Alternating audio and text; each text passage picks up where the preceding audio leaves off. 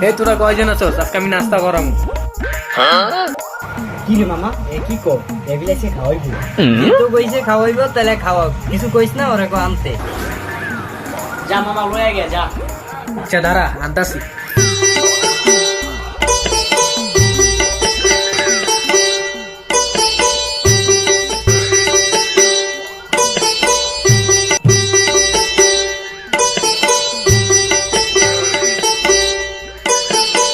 hello কি রে মামা আরে হাসাই লইছি মামা ভিতরে আয়